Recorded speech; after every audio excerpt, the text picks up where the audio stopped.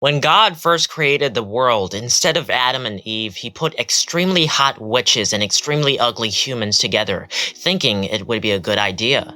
He was quite obviously on crack and cocaine because that was quite literally the opposite of a good idea. Even more so when he shared his power with the witches and told them, "In my place you shall guide the powerless humans." And they agreed to do so in the name of friendship. But in the present day, XXXX amount of years later, that's not really what's happening. Witches are being massacred to extinction, humans cheering on saying, "Eradicate them." Humans pray on for the death of witches, and out of pure hatred for what's being done to them, witches pray for the death of humans back. Both sides hate each other to war. One side has magic and the other has technology. And so far, because of technology, maybe it's AI, it's humans that are winning that war. God was definitely on drugs when he started this, but while what he did was not a good idea as it would inevitably lead down a path of bloody chaos, it did make for a good anime. Thank you, God, Yurahashi. While traveling in the middle of the desert, Adonis the apprentice of a witch is whining to Chloe, the ice witch, about how hot it is, asking if she can't conjure up magic to cool them down. Chloe tells her magic isn't cheap, going back to her map reading, trying to find where they are. Adonis uses his smartphone to quickly find their location, and Chloe reminds him not to use weird machines because that's how the humans will find them. Arrogantly, Adonis tells, "They won't find us because it uses summoning magic instead of radio waves, so not even the army can find them." To which he gets a beating from Chloe, calling him a cheeky little brat. Letting his mind wander for a second and as a result getting depressed, Adonis asks why they have to keep running, and Chloe simply answers because she's a witch, and in today's day and age, simply living for them is a struggle.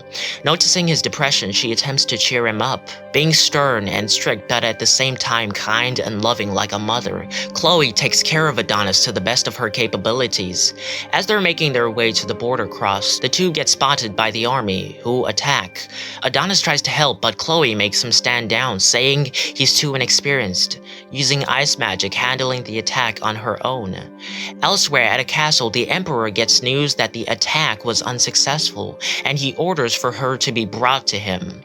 Back in the desert, frustrated, Adonis asks Chloe why didn't she let him fight, stating he could have handled it, showing off a big ice spell. She once again tells he's too inexperienced, and Adonis denies it, telling that she just doesn't want him to fight because he's also a human. He tells that she's being nice and just doesn't want him to kill his own kind. But to Adonis, he can't stand any longer not being able to protect her. They get emotional and embrace, but just as they do, a large beam of light hits them, caused by the army using a teleportation spell, something that not even witches can do. Frightened, the pair cling to each other as the army teleports them from a space station. At the capital, the Emperor addresses the people, spewing hate speech against witches, stating that for a long time, mankind has relied on witches' aid. They've both revered and feared them, but that is no more as mankind is no longer weaklings who rely on them. With new technology and advancements, they will show the world that they're its new supreme leaders and eradicate the witches. After making the speech, the teleportation transfer arrives, and Chloe and Adonis arrive to the platform in front of the audience. The Emperor greets them, calling out the name of Chloe. Realizing the threat, Adonis charges the Emperor with his magic pen, but shortly after gets taken down by his guards. With rage, Chloe demands for the Emperor to let go of his apprentice, beginning to cast a magic spell and using the audience as her hostages.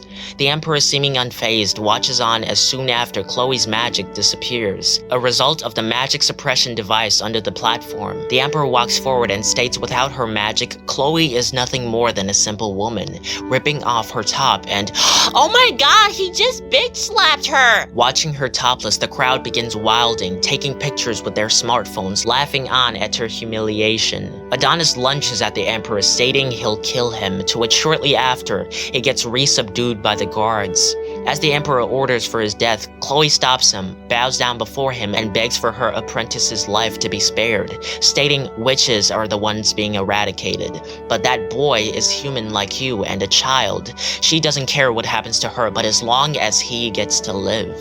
The Emperor takes out a gun, putting it to her head, and before Chloe can finish her final words to tell Adonis, "I love you," shoots her dead. Even after the clean headshots, the guards riddle her body with bullets, all with her apprentice watching in horror. The crowd cheers as even after all that damage, an axe is brought forth and her head is chopped off.